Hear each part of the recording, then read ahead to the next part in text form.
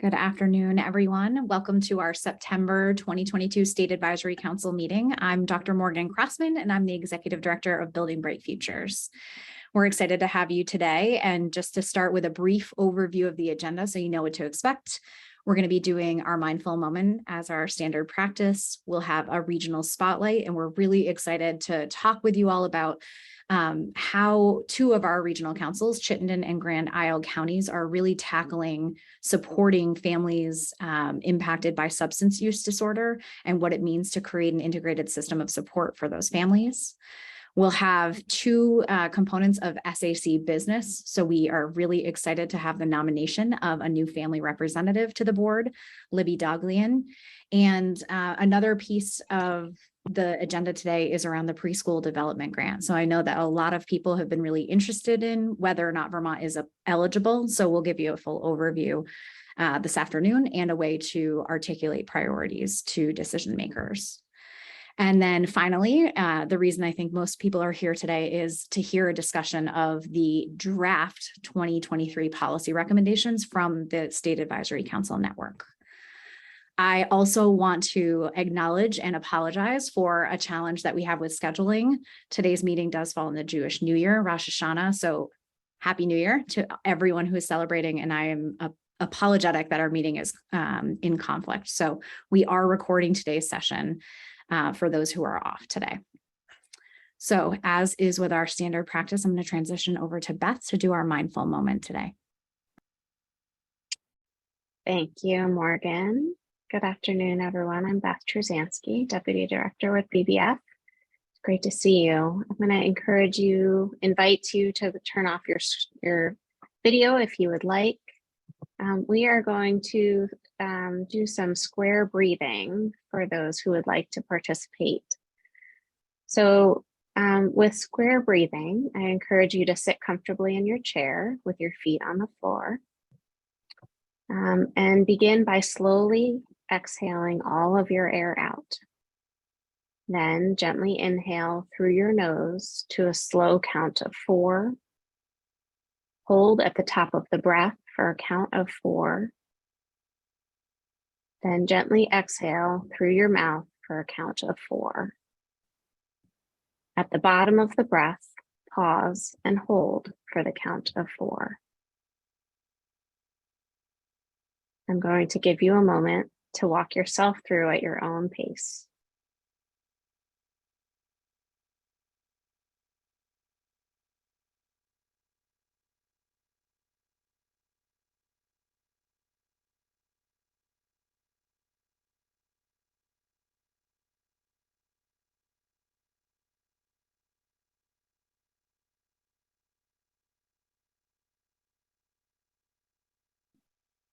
Thank you, and rejoin us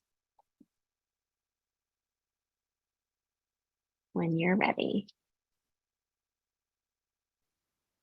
Great. It's good to have a little reset on a Monday afternoon.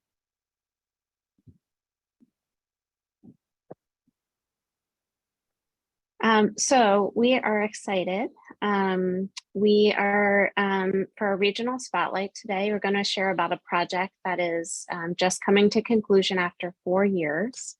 In fact, this is a project that I was involved in as a regional manager, which was one of the original roles that I did with the organization several years ago, and grew out of an identified need by the council and also identified by the University of Vermont Medical Center Health Needs Assessment. It was really a project that recognized that families impacted by substance use disorder experienced a system that did not recognize that they were parents and understand the impact on their young children. So it was a project that really set out to build a more integrated system about connecting the adult treatment and early childhood systems. So we're really grateful for a multi-year grant from the Community Health Impact Committee for the funding to make this 4-year project possible. And we've invited Ali Jang, who's our BBF regional manager for Chittenden, Franklin, Grand Isle, and Central Vermont to talk about this project. Ali, I'm going to hand this over to you. Wonderful. Thank you, Beth Truzensky, and happy Ashana to all of those that are celebrating it this year. And I'm here to talk to you a little bit about the substance use disorder making the system work for families.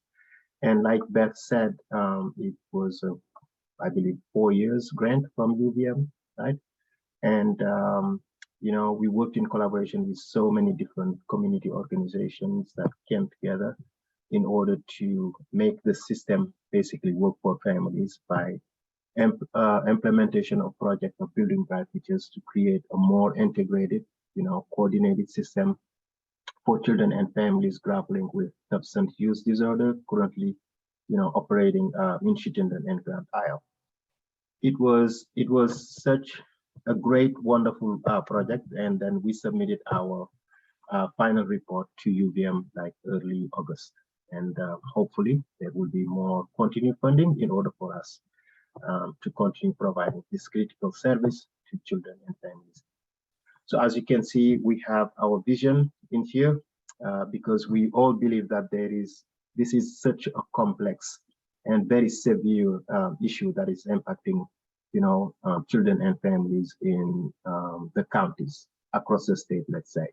But we continue leadership of a community of practice in Chittenden and Grand Isle, and the expansion actually to Grand Isle is to bring together adults and agencies and organizations to improve, to work in collaboration to better serve, support families and children affected by substance use, as you can see on the vision right here.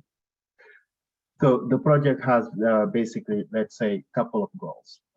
And the first one was to definitely the community of practice, which is to convene on a monthly basis meetings that will help ultimately all the agencies to break down the silos and to work together and develop and move forward with annual strategic plan and action step. The second goal was specific to coordinating parenting support, and with our partner agencies, we were able to coordinate, intensivize, and promote community-based parenting and caregivers support program across settings that aligned with all strengthening families protective practice. And the goal number 3, as you can see here, it was in collaboration with Childcare Resource, which worked on referral by establishing a referral program within Childcare Resource that promoted the role of the regional childcare in order to better navigate, referrals in order to access childcare programs in their specific regions. So the goal number 4 was specific to training. Develop training opportunities for families based on professionals to come together and build a common language, reduce stigma, and connect to family-centered and multi-generational systems of care. And as you know, BBF is doing an amazing work about parent engagement, and also this was also one of the goals of this project. And most importantly, communication and outreach. We were able to onboard even new partners that were not initially part of the project, but with the pandemic, we onboarded new partners such as the City of Burlington, Vermont New American Advisory Council, Safe Recovery, etc., etc. Yeah. And the next slide there.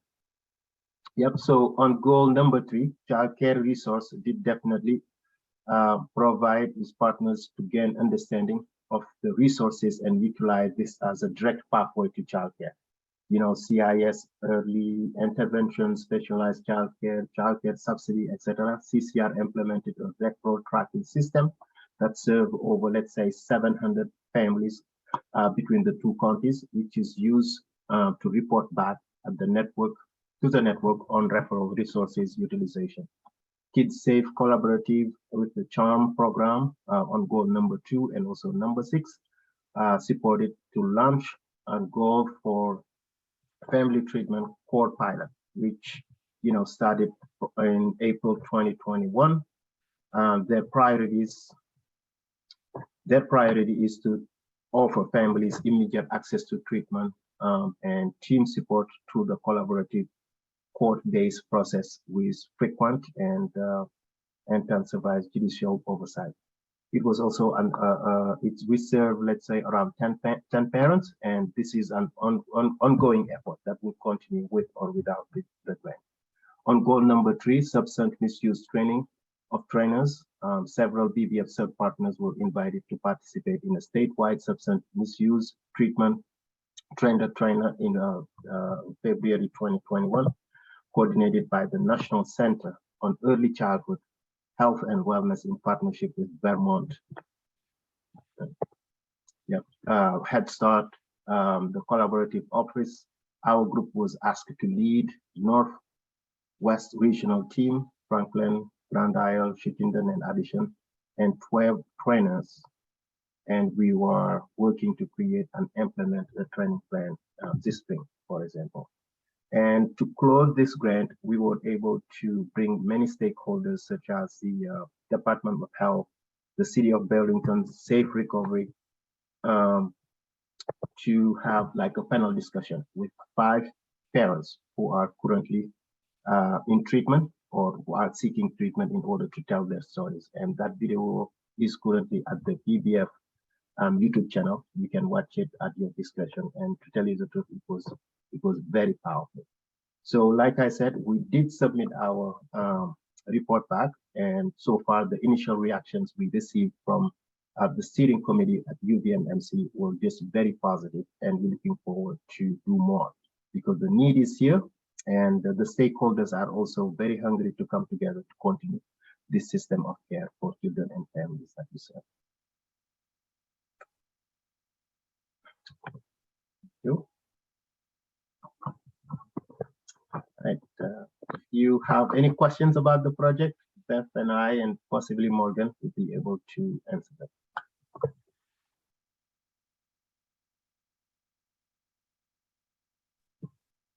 Is now an appropriate time to ask a question, Ali? Yeah. Okay. Hi, everyone. I'm Ruth Hardy. I'm a state senator from the Addison district. My question is, well, 2 things. First of all, could you send me some more detailed information, maybe the report you sent and a link to the YouTube video and whatever else? I am on a state advisory committee for with the Department of Health about how to use the opioid settlement funds. And if there's, it sounds like there may be an ongoing need. This was a pilot. I don't know if there's funding for this long term, but I'd like to learn more about whether this might be an appropriate use for those funds or not. So if you could follow up with me with more details and maybe we could chat about it. We have a meeting next week of that advisory council. So it'd be great to get some more information before that meeting. Sounds great. Beth, do you want to? Yep. Yeah. Wonderful.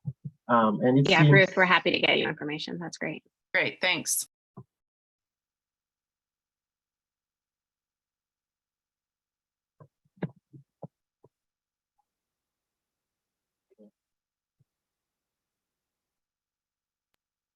Any other questions or comments? It's been an incredible 4 years of this project. We're really proud of this work, and thank you, Ali, for kind of taking this and moving it forward. And for those of you who have not seen the Seeds of Hope panel, it was really incredible.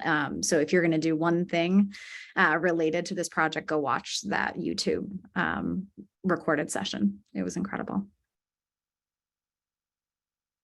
Yep. And somebody's saying thank you to Amanda. She also has done an amazing job in collaboration with Beth, and we thank her very much for setting the ground. Yeah. Absolutely. All right. So Cheryl, let's transition over to you for SAC business. So now we are going to ask that state advisory council members turn your cameras on. And if you are not a state advisory council member, please turn your cameras off. Thank you. Thanks, Morgan. Watching all of the squares click on and off, just giving folks a second. So Cheryl Wilcox, I'm the State Advisory Chair, co-chair with Floor D.S. Smith. I'm going to do roll call for SAC members, starting with public partners. Renee Kelly with Head Start. Good afternoon, everyone. Renee Kelly, Director of the Vermont Head Start Collaboration Office. I do apologize for having to be off camera, but no one wants to watch me wipe my nose for the next hour and a half. So good to be with you all today. Thanks, Renee. Nice to see your square picture. Good. Kate Rogers from Agency of Education. Are you here, Kate?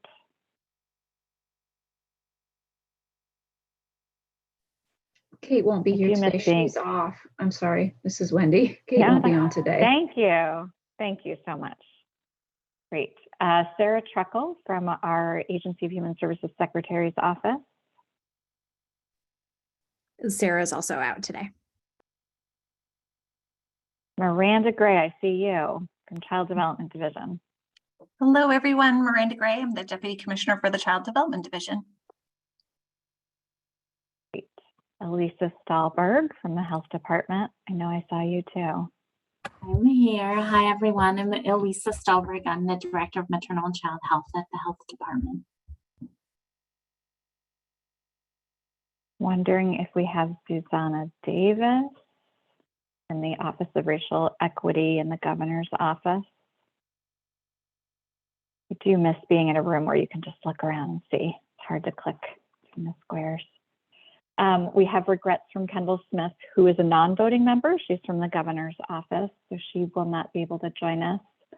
Wondering if Erica Radke, who is the Deputy Commissioner of our Department for Children and Families, she would be here as a non-voting member, but maybe joining us. I don't see Erica. Senator Ruth Hardy. Hi, everyone again. Thanks. Thank you. We also have regrets from Representative Jessica Brumstead. So I wanted to share that. My left floor. Do you want to introduce yourself, please? Hi, everybody. Flores Diaz-Smith from Vermont School Boards Association. It's nice to see you. Becca Webb.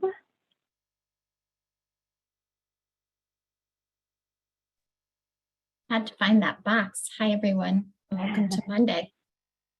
Yeah. And Amy Johnson from the Parent Child Center Network. Let's see, Amy. Eddie Gale. I know I see you right in the center of my screen. And Eddie Gale with the A.D. Henderson Foundation. Thank you. Mike McCraith. Hi, folks. Mike McGrath, Vermont Principals Association. Christy Swenson from Capstone Head Start.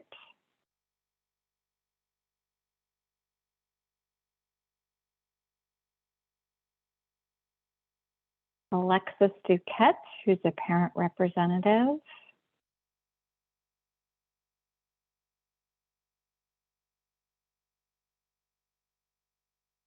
Dr. Ashley Miller from South Royalton Health Center.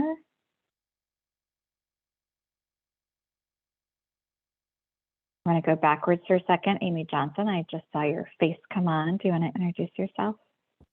Yeah, sorry, I was finishing a newborn observation training with Jane Singer at the Brazelton Institute, which was awesome.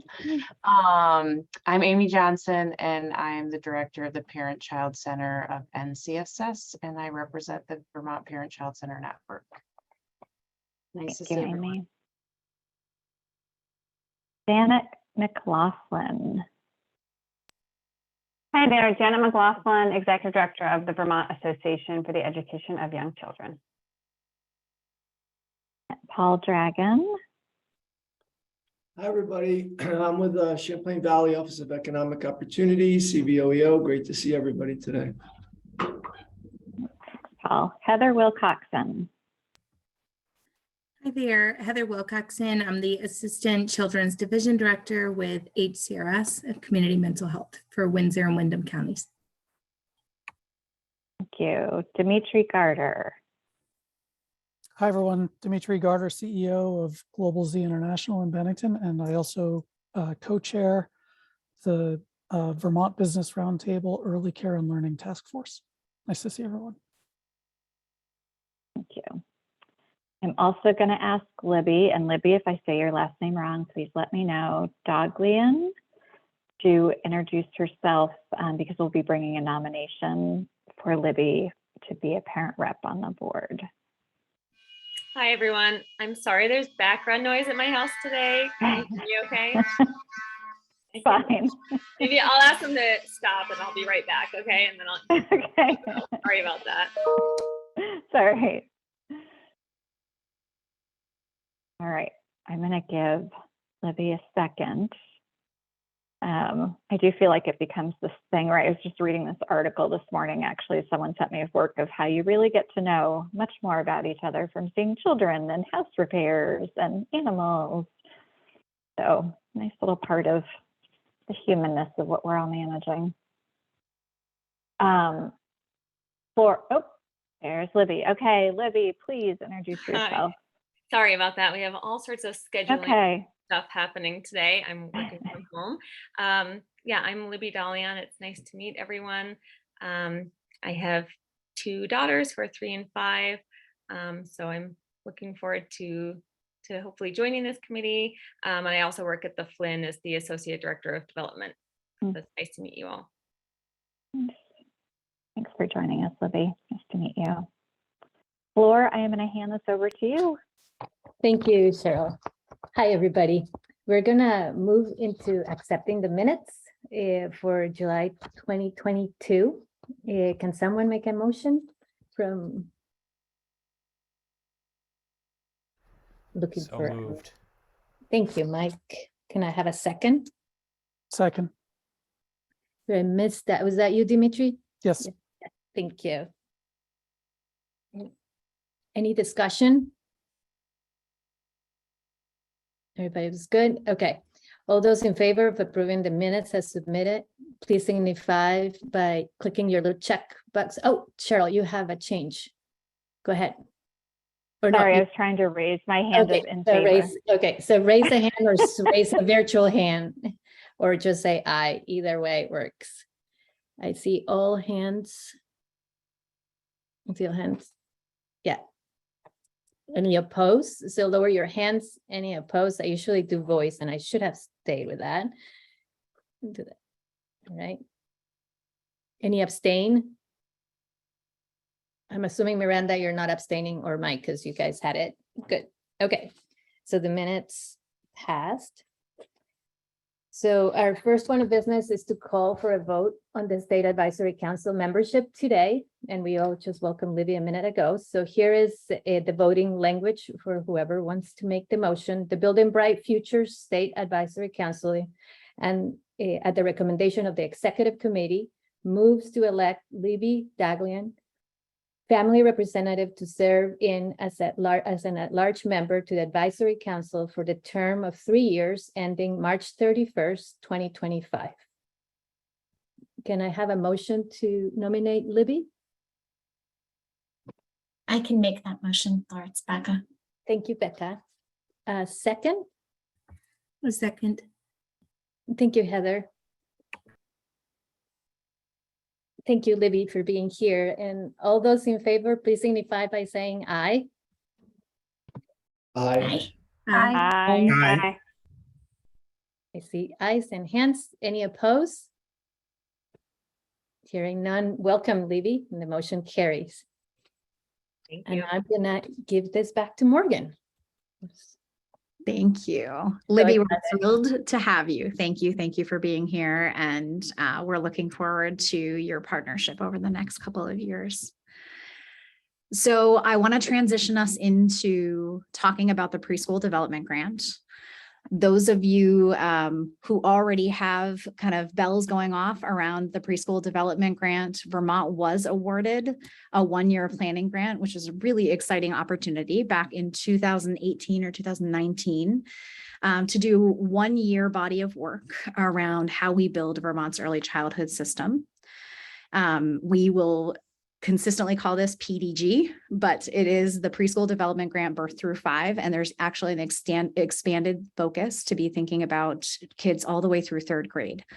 So this opportunity has just come about again, where they are offering an opportunity for states who did not receive a renewal grant, an opportunity to compete for that funding.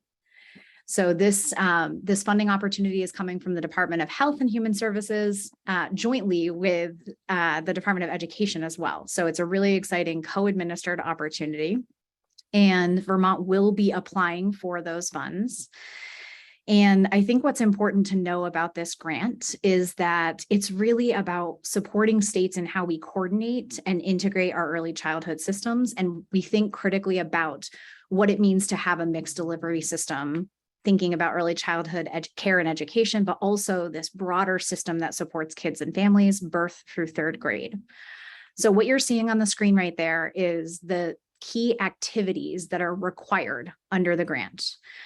And just to give you a sense, some of these were existing priorities that we tackled in the first planning year, and some are a little bit new. So I want to call your attention to some of those. The first is a needs assessment, and that was something that Building Bright Futures supported Vermont with. It's something we are tasked with in state statute as well, is conducting a periodic needs assessment. So we're happy to give you the links to where all of these things live, but we did conduct a needs assessment in 2020, and now we are required to, as a state, update that needs assessment in this next 3-year period. Building Bright Futures is also charged in state statute as holding Vermont's Early Childhood Action Plan, which is the state's strategic plan for children and families prenatal to age 8. This opportunity requires us to update that strategic plan by the end of year 3.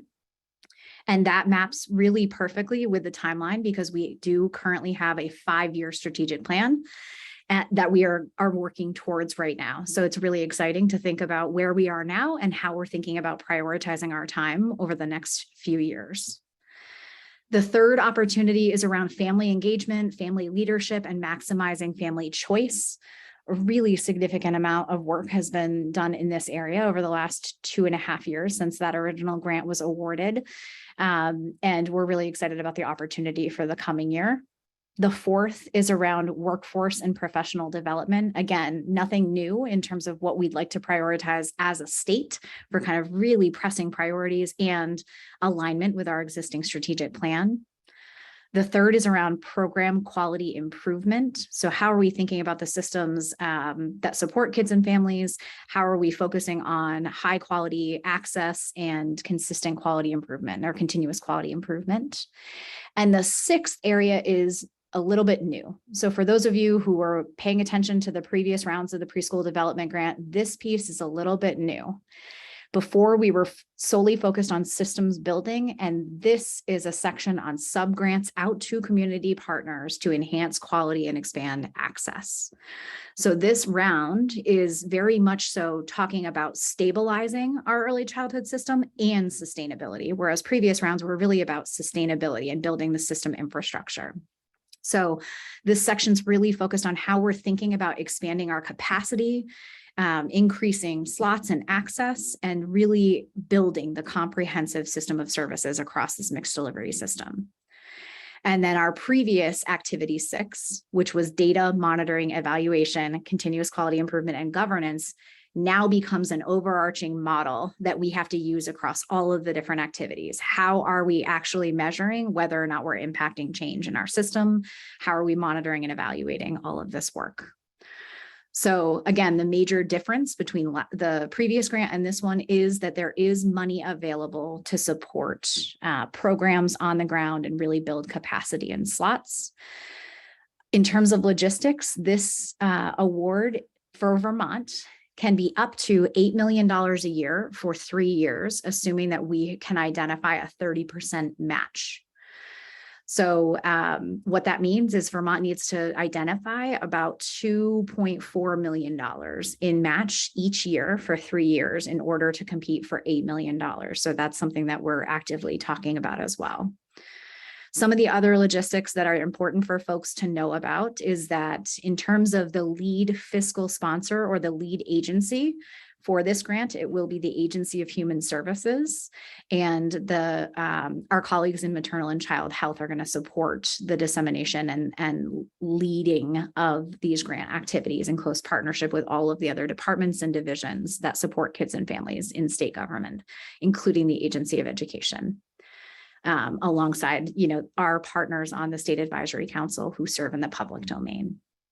And so one of the key challenges that we face and that every state in the country is facing is that this is a very tight turnaround. This grant is due November 7th, and it was just released at the end of last week. So this is not a quick turnaround in terms of a grant writing timeline, but we really want to make sure that folks understand how we are thinking about the grant and how we're prioritizing the work. So the first thing I can say is all of the work that we're prioritizing has to align with Vermont's Early Childhood Action Plan and the vision that we've articulated for kids and families. That was what we built under the first year of the planning grant. And now our job is to maintain that work, to move it forward, and then build on it. So we're really excited about those funds, but we also recognize that stakeholder feedback and making sure that we understand the priorities coming directly from the field are important. So we are going to put a link in the chat to where you can find more information about the grant on the Building Bright Futures webpage. There you can find an overview, the list of the key activities, the work that happened under the one-year planning grant, and a form there you can provide feedback on. So we really want to value stakeholder feedback and think about how we should prioritize progress towards the vision. So in the feedback form, you can provide input on anything you think Vermont should prioritize under this application. I think it's really important for you to know that this information, I apologize, now I have work happening directly on my window outside of my office. But what's exciting is we are really looking for public input to inform the priorities in the application. And so if you have strong feelings about any of those priorities, we ask you to fill out this form versus reaching out to any specific partner. And that way we have all the information in one place. We aren't going to be having folks provide direct connection back to people who are submitting in the form, but instead the Early Childhood Interagency Coordinating Team, or like we typically call it ECICT. It's the public partners from the State Advisory Council that are going to be taking the lead on writing the grant. All of the information will be provided directly to them to inform the grant writing priorities. And if there are specific questions, folks may reach out to folks who have provided feedback. So I appreciate you allowing us to take the time to outline this grant opportunity. I think one of the challenges in previous years is that we hadn't done enough communication about what the opportunity was, how it impacts kids and families, what it would mean for the state over the course of the 3 years, but also what amazing work happened in the initial rounds of that grant. So we're really excited that Vermont is competitive for this application, and we are hopeful that we can identify that 30% match and apply for $8 million a year. So if it hasn't already, I believe Dora just pasted in the chat the link where you can go to find out more information and to provide input on priorities. State Advisory Council members, any questions before we move on?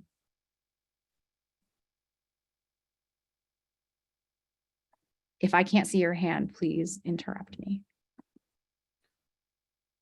Go ahead, Jimmy. Yeah, quick question. What are the types of matching grant sources that you would envision for a grant like this? Great question. So non-federal sources of support. So any state allocations, general fund that isn't already committed or obligated, private philanthropic sources of support. We have traditionally relied on very few partners for opportunities like this to provide match. And I just don't think that that's probably the right approach for the coming year. So really looking for partners to say, as long as the work that's being done under the match is aligned with the priorities that are within this grant, we think that it's really important information and we could potentially match it. And I realize I skipped one section of information that's really important for me to articulate to everyone. Within these 6 categories and the data and monitoring section, there are some major priorities that they're articulating as well. And those are workforce, integration, stability and sustainability, inclusion for children with disabilities, addressing suspensions and expulsions, trauma-informed approaches, supporting transitions, building infant toddler care capacity, and underserved children. So this really is a comprehensive grant that supports kids and families across a range of different sectors. And it's important for us to be thinking about it in that way too. So great question. And if you have questions about sources of support, please reach out to me. Go ahead, Ruth. Yeah, I'm just wanting to make sure I'm guessing you're already on top of this, Morgan, but that this is all coordinated with the work that we've been doing over the past 5 years, 4 years, whatever it's been, to improve our support for early childhood education and care, and especially the report that we just got on the systems analysis, and then the forthcoming one on financing and the work that Miranda and her team have been doing. How is that coordination working? It's a great question. So the way that we are thinking about this grant is to really look at all of the different sources of information, especially those that have been produced in the last year, to write a comprehensive application that talks about how we are prioritizing governance, that talks about how we as a state have already prioritized childcare and early childhood education and workforce, and how do we under this grant build on that, while also not creating things we can't sustain. So I think that this grant is a really important opportunity for us to, again, build on all of the work that we've already been doing over the last 3 years. Again, that's very aligned with what we've already articulated in Vermont's Early Childhood Action Plan, and how we are building over the next 3 years the system that we need in place to best support kids and families. Okay, great. I trust you. And as we move forward with that, I'm happy to give additional presentations about what's in there and what is being prioritized. But again, it is very much so, how are we supporting the early childhood education workforce across the different settings? What does it mean to think about workforce development and professional development? How are we expanding our ability to serve infants and toddlers alongside, thinking about after school and out of school time care? How are we actually building the governance infrastructures that we need to best support the work? And how are we building the state's capacity to do those things, right? So this is a pretty significant amount of federal funding over the course of 3 years that can build Vermont's capacity for things that don't necessarily have to come out of the general fund. And so we really are trying to work collaboratively to identify those priorities based on the VCAP and based on all of the work over the last couple of years. Great, thanks. Other questions?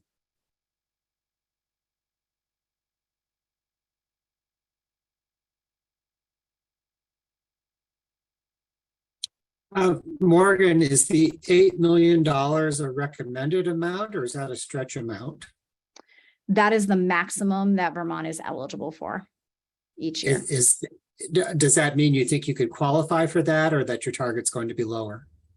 I truly think it depends on how much we can match. So if we can match 30%, then we'll write for $8 million. Okay. And another follow-up on that match question, private money that already comes into you, can you declare that as match, or it has to be something specifically targeted for this? It does not have to be specifically targeted for the new application, but we have to have it be aligned. So there are opportunities for money that is being allocated to different entities to support any of these scopes of work already that can be used as match. So many of our SAC members will likely be getting a call from me in the next couple of weeks to talk about what is potentially eligible, and partnering with our agencies to also determine what in the existing state government allocations and general fund might be eligible. Great, thanks.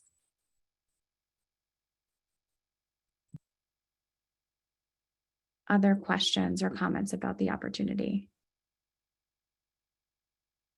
I wish that I could already articulate every project and priority and things that are here, but again, this grant just dropped and we're very excited. I will also say that this grant is the closest to a sure grant opportunity that I can imagine. 24 out of 25 states, if not 25 out of 25 states and territories that apply, will receive funding. So the federal government is really trying to prioritize getting funding out the door to support systems building across the country. And it's a really important opportunity for us to be strategic, to build the system that we need, and to make sure that we can sustain it after this award is gone. Last piece of information, we will be bringing together, obviously the State Advisory Council members are meeting as a full team right now, but we'll be bringing the private SAC members together to have conversations with you all about priorities, just like we are with ECICT to write the grant. And I really want to put out there, we are excited about public input, and we really want to hear from you about informing priorities. What is the need on the ground now, and what does that mean for kids and families? So please fill out the form and let us know if you have questions. All right, let's transition to talking about State Advisory Council Network recommendations for 2023. So one of the probably the most exciting activities that happens at the State Advisory Council on an annual basis is that we serve as the primary advisor to the governor and the legislature, as well as the administration, on the well-being of children prenatal to age 8. And we put forward a series of recommendations. And the development of those recommendations is a very long and integrated and iterative process that Anna is going to talk about in a couple of minutes. But what I want folks to remember is that all of our recommendations are stemming from the ground within regions, but also the strategic plan and moving forward the work we've committed to as a state. What you're seeing in the recommendations this year are the most urgent and pressing priorities. From a logistics standpoint, I hope no one's panicking. We're not calling for a vote today. So if you have read these recommendations, you have questions, you're excited, you want to talk about it, you're concerned, today is the first time that the full board is seeing all of the recommendations across every bucket. We're just coming together to have a discussion about it today. So what we're asking you as SAC members to do is to, again, listen to the presentation, review those, and provide some feedback, either vocally today or in writing after the fact or in meetings with any of my team. But what we're asking you to consider today is, one, how timely are these recommendations? Are they actionable? And how would we strengthen their impact? So what is your role in actually moving some of this work forward? And where are there major roadblocks to moving some of these things forward? Our October SAC meeting is where we'll call for a vote to endorse the final policy recommendations. So again, today, ask questions. We'll identify where there is agreement or where there are challenges and things that we need to work through a little bit more. Any concerns to endorsing next month, again, either vocally or to us behind the scenes. So I'm going to transition the meeting over to Anna Brulette, who is our policy director, to walk us through the recommendations for this year. Thank you, Morgan. I'm going to give a little bit more background on our process to get to this set of draft recommendations, and then I'll dive into walking through them.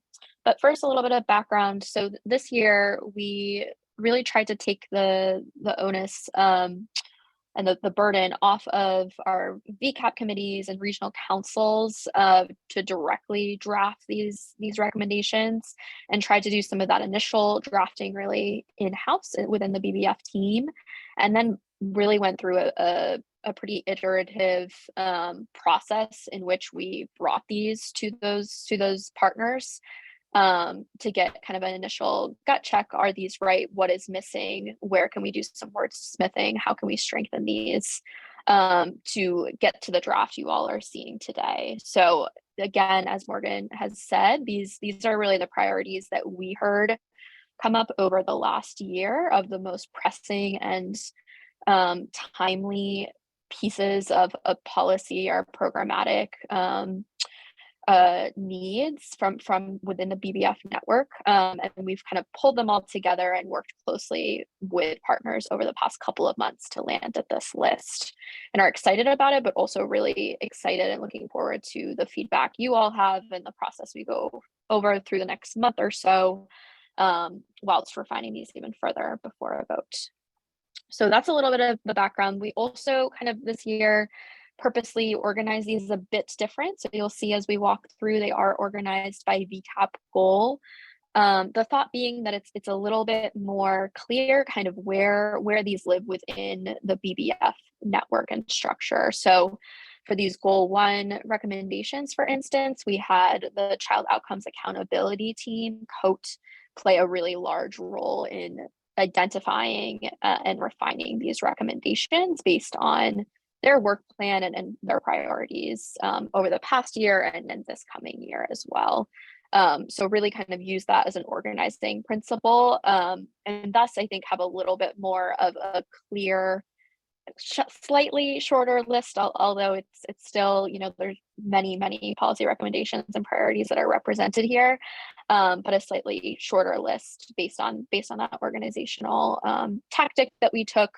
And finally, as again Morgan said, we did our best while drafting these to make these really specific and tangible policy recommendations. That being said, there's some that focus a little bit more on like a broader systems level or population wide values or goals, but for the most part, you'll see that these, you know, are naming specific programs, are naming specific strategies to get us closer to that 5-year VCAP vision. So with that, I'm going to start walking through these. I will ask that folks kind of hold clarifying questions and comments and feedback until later. We have a couple of different venues to take those. So I'll just ask folks to keep those, jot them down and keep them to themselves until we're through. And I'll start walking through these. And I don't assume people have had the chance to read these on their own time. So I'll walk through these a bit and provide a bit more context before we dive in. So our first recommendation within goal 1, which is all children have a healthy start, really focuses on care coordination and specifically kind of promoting care coordination as a model due to its, you know, value and impact for children with special healthcare needs, children with disabilities, other marginalized groups that we are hearing from partners, hearing from families are really, really impactful for those communities. So this is one of our broader recommendations based on feedback from a lot of different partners. This has been a really, really iterative one. So I'll be curious to hear what folks think. But this first recommendation is really around investing in that care coordination as a key and really valuable model. Next, these next 2 kind of buckets of recommendations focus on housing.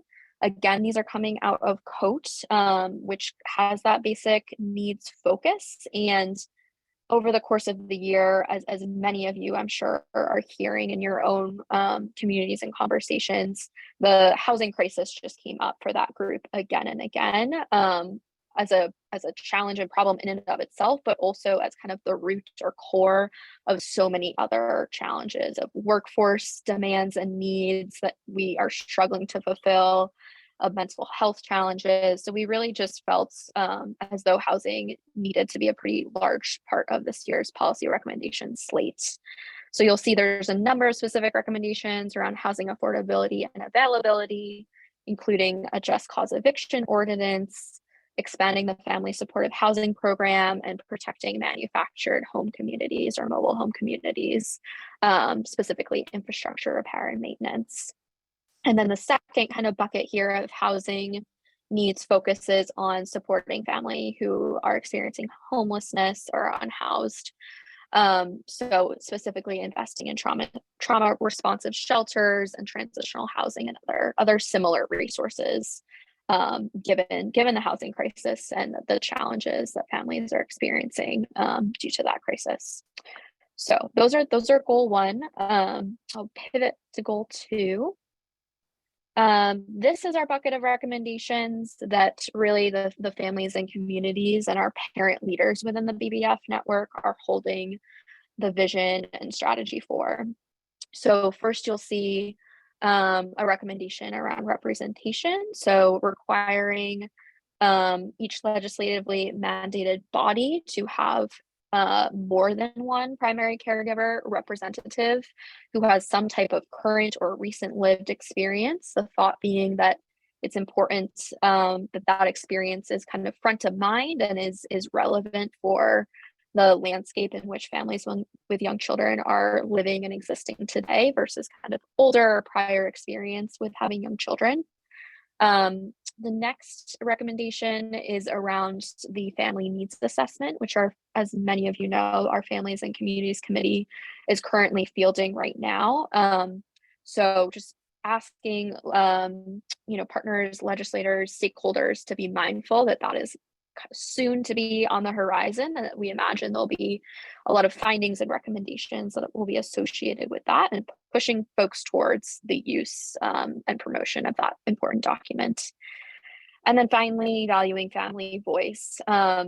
So many of these pieces we see as kind of critical and perhaps integral to even that first recommendation, that before we are inviting families to the table or while we are doing so, it's important to make those environments really welcoming and accessible for our family leaders.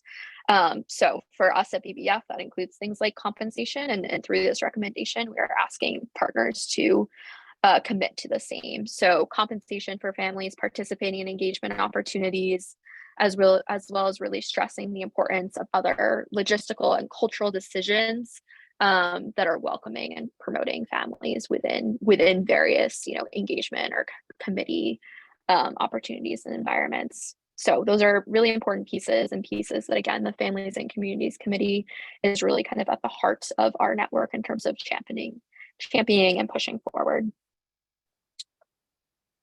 Okay, goal 3. These pieces really kind of focus on high quality opportunities, and thus workforce, especially during this time, plays a really central role. So that the first recommendation around workforce is really focusing on the early childhood education workforce, pieces around compensation, investing specifically at the state level in bolstering compensation, as well as investing in proven professional development and supports, naming a couple of those that partners again and again point to as really successful current programs that are supporting the workforce. The next piece, and this piece is again kind of similar to that first recommendation, one that's been really iterative and continue to change as the STARS revision work has changed and evolved. But here we're asking the states to continue to commit to stakeholder engagement and national best practices within that body of STARS revision work, and naming some of the really important factors that partners and stakeholders are hoping to be really visible and represented in the newly released or newly launched QRIS or STARS. So that is that one. I think we have a couple other goal 3 recommendations. And these are all related to mental health, and particularly identifying the mental health workforce as a really key body to be investing in order to ensure that families and young children have access to mental health resources. So investing specifically to recruit a diverse and representative mental health workforce, naming specifically that it's important that our mental health workforce be reflective of the communities they serve in a really wide array of ways. Additionally, continue to increase Medicaid reimbursement for mental health services, especially given the rise in the cost of providing those services given inflation.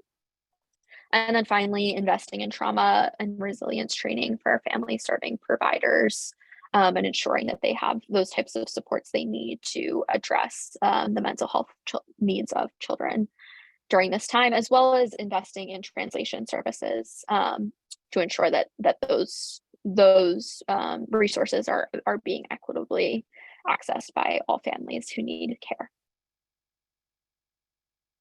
And finally, goal 4. So goal 4, as you all know, really focuses on the systems level, integration, resources, and data.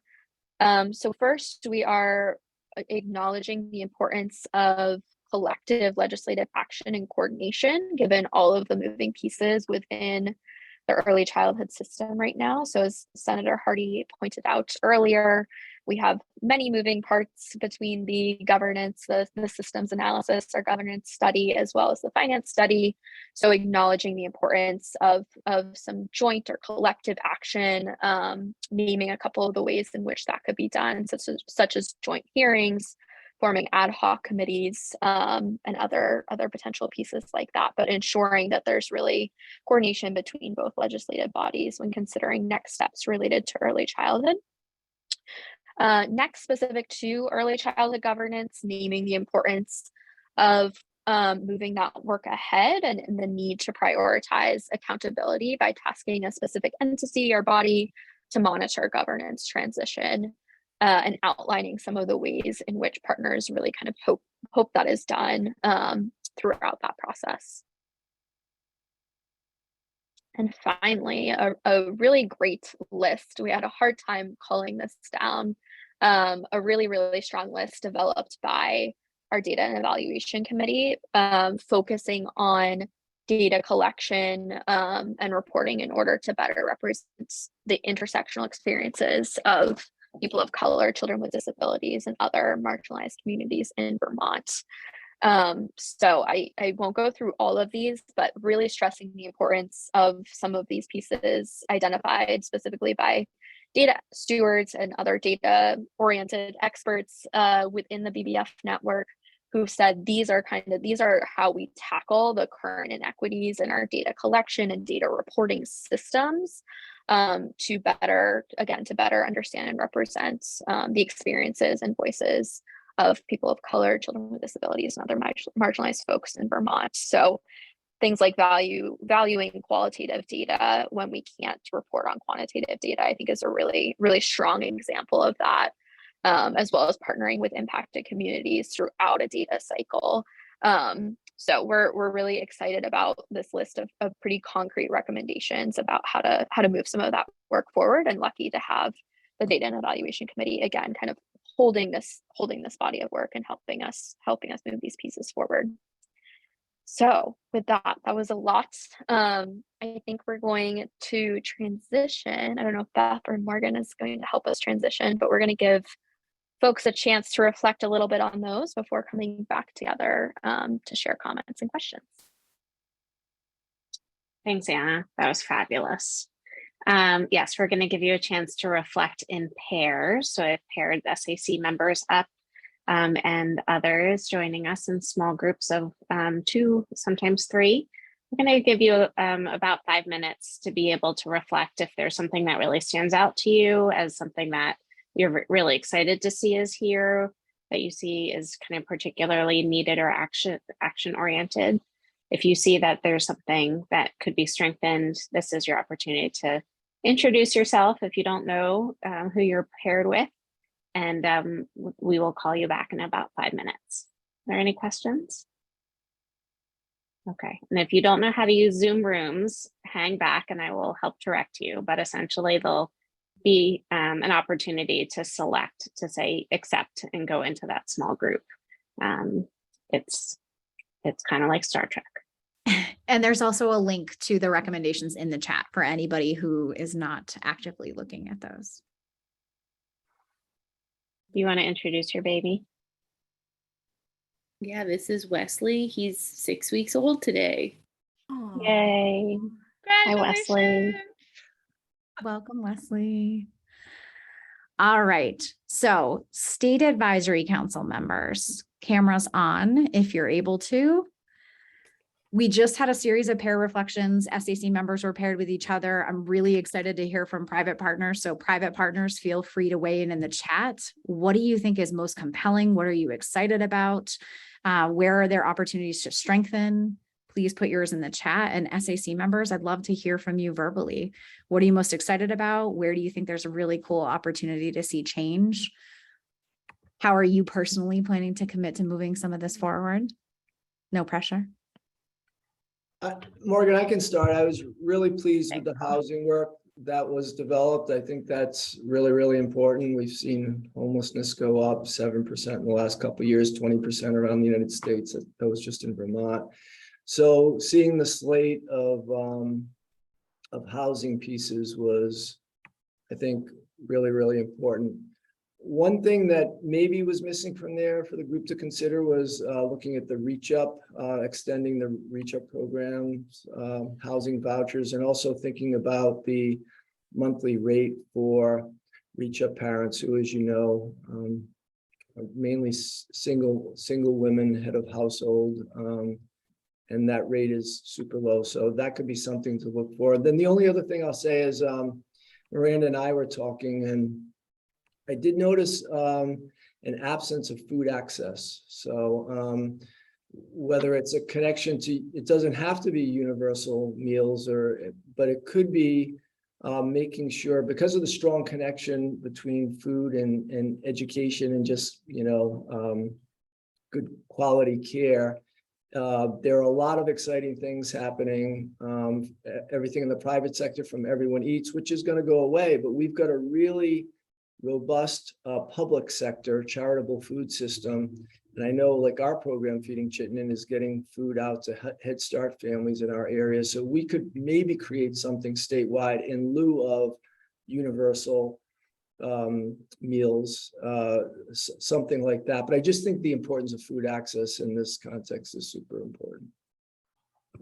Thank you, Paul. There was a lot of conversation in our group around the housing recs and where there were strong feelings about how some of the work is being prioritized this year.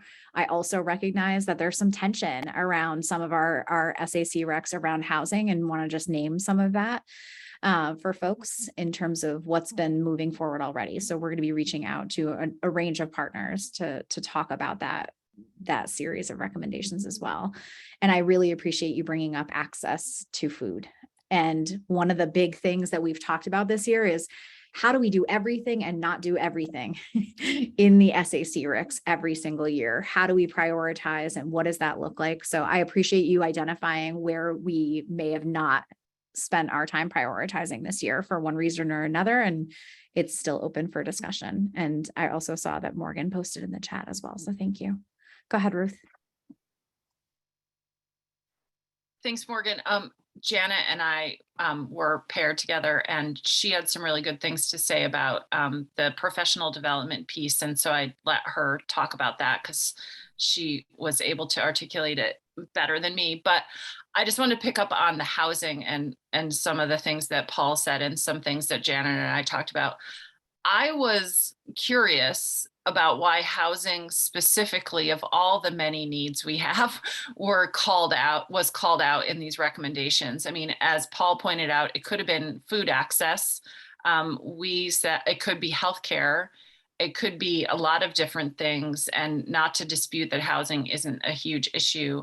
I guess I was curious why that one was called out, and whether or not you were going to point to specific data that showed that housing had an impact on the early years, which it obviously does, but I'm just wondering why housing was highlighted over any other thing. And I do want to just point out or just mention that we did increase the Reach Up monthly allotment by quite a bit in this past session. So it just wants some acknowledgement that we did do a lot of work in that area. So thanks. Thank you, Ruth. So I do think it's important for folks to recognize that we make recommendations every single year across a very broad array of content areas and also specific priorities. And one of the things we're really working to do a better job of is to show where progress has been made every single year, and to be able to capture things like Ruth said, that where we're seeing additional investments in strategic areas and what that means. So that is something that you should be on the lookout for, is how we're actually monitoring SAC recommendations, but how we're creating change toward the vision articulated in the strategic plan.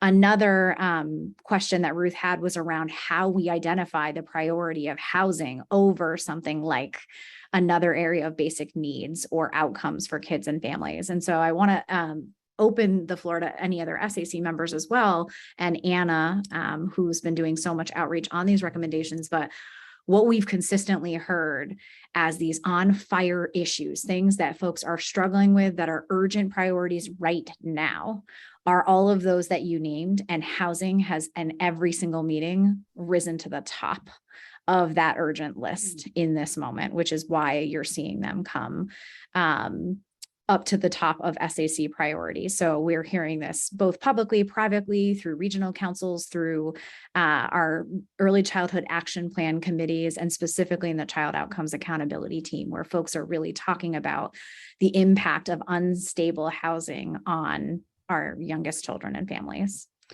So I'm happy to, Anna, if you have anything else that you want to add there, please go ahead. Yeah, I'll briefly reiterate what I shared before, which is the child outcomes accountability team had a conversation about just this, about why what is our justification for specifically calling out housing this year versus some of the other basic needs that we also know are really pressing for families.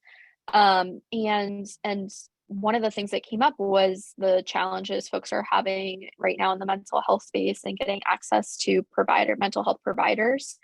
And our kind of experts, our stakeholders in that space said, we are struggling to hire and recruit more mental health providers to Vermont, given the cost of housing. So that's just one anecdote. But we really felt as though the more and more we dug into other issues or priorities that could be named, that housing, like many other priorities, but perhaps uniquely at this time, was just truly at the core of so many other things, and thus is as present this year as it is in those policy recommendations. Thanks, Anna. I also appreciate, Paul, you starting your comment by citing some of our data on housing and homelessness. So thank you for that. Floor.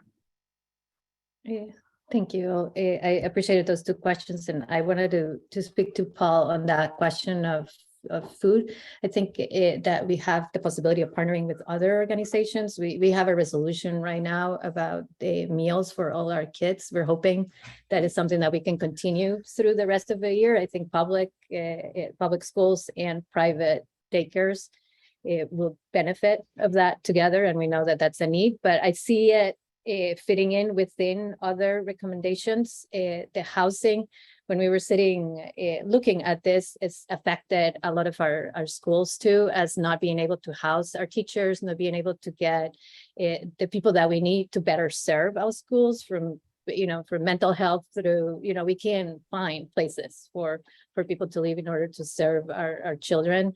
So that's one thing that I'll mention about that. But since we have Ruth with us, we definitely need money for meals for our kids, and that's something that should be not just in the state of Vermont, but should be nationwide and nationwide, and not just come from the Ed Fund. And then the other thing that I appreciated about we were talking with Renee about this a little bit, is that these recommendations are based on data that stresses the importance of looking at things through an equity lens. I know we have more work to do on that, but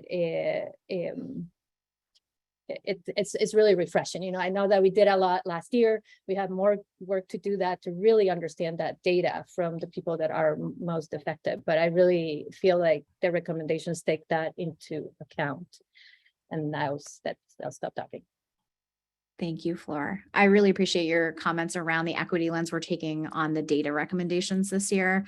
I just want to do a quick shout out to over 20 early childhood data partners that came to the Data and Evaluation Committee across so many different sectors, and our research and data director, Dora Levinson, for leading some of those conversations and really getting the right partners to the table to say, what are we able to commit to in this year around our data practices? And so I really think that some of those data practices are much stronger and more concrete and specific things that can be tackled in 1 year. And that is something that we really need to move towards as a state advisory council body. Where are we trying to create change in the next year that moves us towards the 5-year strategic vision? Often we are putting things forward that may take multiple years or multiple efforts to support. So Heather, did you want to? Oh, I didn't realize I was off mute. Well, I always have a bunch of thoughts and I never really sure which ones belong verbalized here. I was really looking with a focus at the mental health ones, and I appreciate that really being an area of focus in there, and the continued support for increased funding. That seems really on target, and I would love if there's opportunity with the training aspect to really hear from the providers, or really have a good amount of thought put into what those training content areas should be, because a lot of times I think what happens is the trainings, providers find out very last minute what the trainings are, and they're not necessarily the ones that they need or want, and they're kind of made to go, and it's not necessarily always very helpful.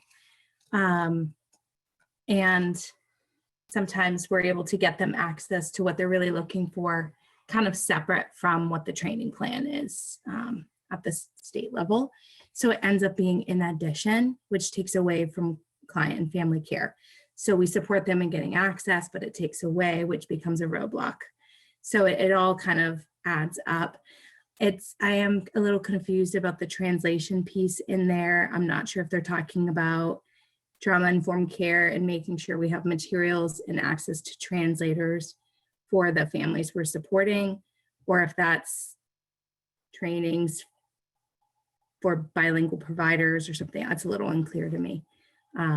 But it's great that we're giving consideration to all of it. Thank you, Heather. And great opportunities to help us clarify components of the recommendations. So we have this tension consistently at BBF between write everything or write as small and concise and clear as we possibly can to make our point. So you're seeing us struggle with that tension. And part of what we want to do is have these recommendations be very clear, and then have one-pagers that dive in a little bit more with detail to describe them and how they'll be used. So more coming, but we wanted to put in front of you, here are the content areas. What's most important? What's actionable? What do you really care about?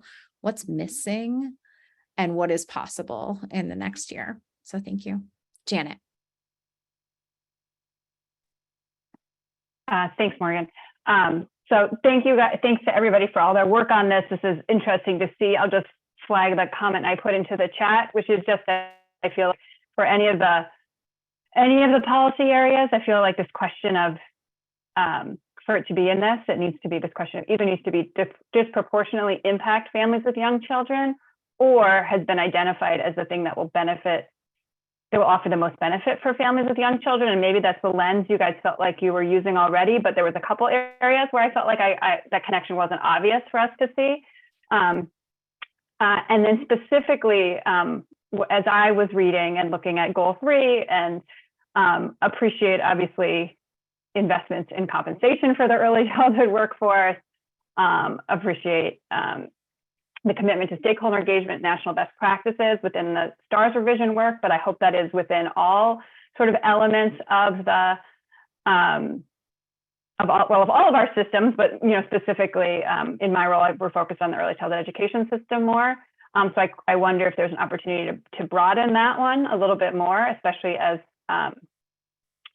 with the quality coaching that the state's going to sort of introduce via the GFO memo recently. And then finally, I was looking at the recommendation on investing in a proven, well-connected professional development and support models. And I'm thinking about how we can adjust that language, because I feel a little bit more, because I feel like a lot of times the issue is a resource issue. It's not necessarily a training issue. There are many very skilled early childhood educators, and they're in settings that have vastly different resources available to them. So I feel like there may be a way in this model to sort of tease apart professional development and the ongoing resources that we know are needed to support a system that's able to meet every child's needs. And so even if you just adjust the recommendation a little bit to sort of say, sure, we want proven well-connected professional development. The professional development are these kinds of things, which is the cutting edge best practice that builds on the preparation that people have for their jobs already. And then there are the resources that we know need to be made available across settings. So I'm happy to provide some advice on and think about what that language might look like. But I feel like they're two separate concepts, and I think we should reflect them that way. Thanks, Janet. Great feedback. Floor.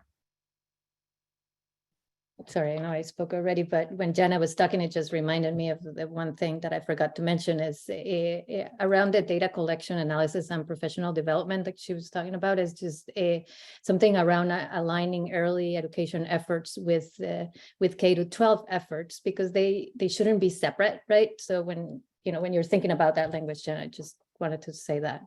So thanks. Thank you. Any SAC member who has not had a chance to vocally respond and would like to?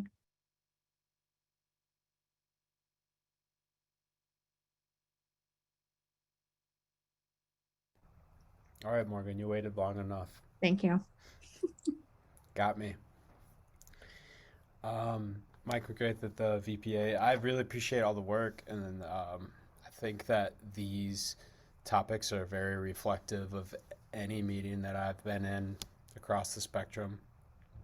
Housing, human resources or workforce, mental health and governance, and efficiency in governance, the 4 big buckets that I see listed there.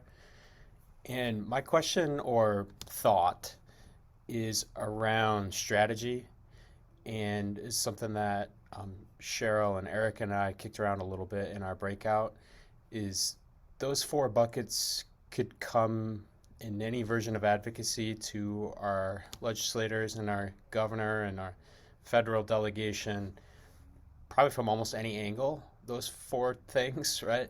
And so is there power in reiterating that and showing how these things are overlapping? Or is there a risk of dilution, like it getting diluted because those are so big? And I mean, they're very real, but it's a question around strategy. If we narrowed it or said, look, you need to understand these things are affecting youth in these ways, all of these things. It's such a great conversation, and unfortunately we can't dive in today, but I think what's exciting is the SAC Recs as a collective have the ability to show across the board, or at least for all of us to then describe across the board what the SAC is prioritizing and why these things are important and why they're integrated. And we want them to be tangible and have the ability to have discrete impact as well. Renee, I saw your hand up. I know we're out of time, but I want to give you a second anyway.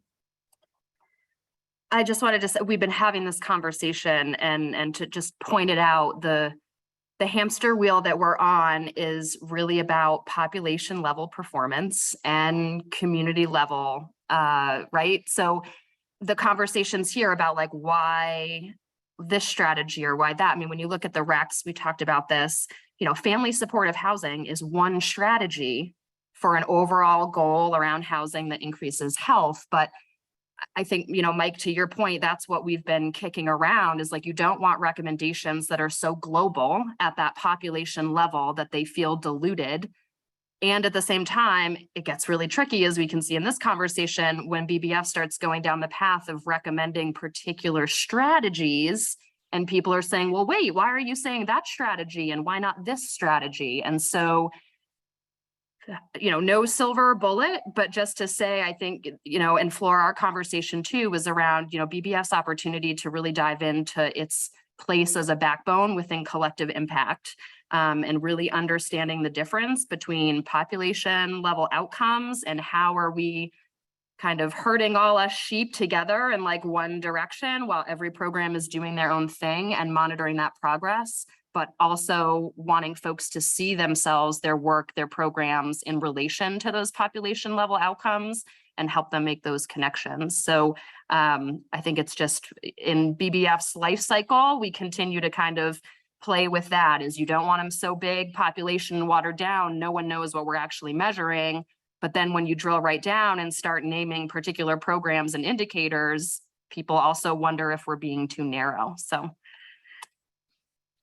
thank you, Renee. It's a great way to close the meeting and thinking about BBF's role and what we're actually trying to do with State Advisory Council recommendations, right? We are collectively committing to saying, here are the things we want to prioritize in the next year.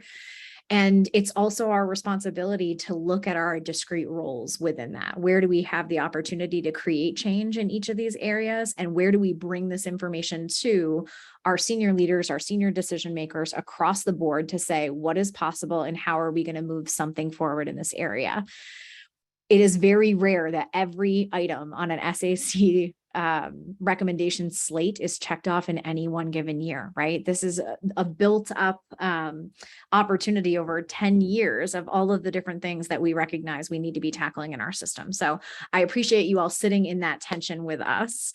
And over the next month, we want your feedback around, again, what is really strong language that we can move forward? Where are there major points of tension? I'm looking at all of my agency leaders right now, all of the points of tension, and what you're most excited about. And I also want you to come prepared at the October SAC meeting, ready to vote on a final slate of recommendations, but also ready to talk about how you plan to move this work forward, what some piece of this means to you and how you want to be a catalyst for change in these areas. So I appreciate everyone's time today. We are 2 minutes over. So I'll end today's meeting and thank you all for being here. Have a great afternoon.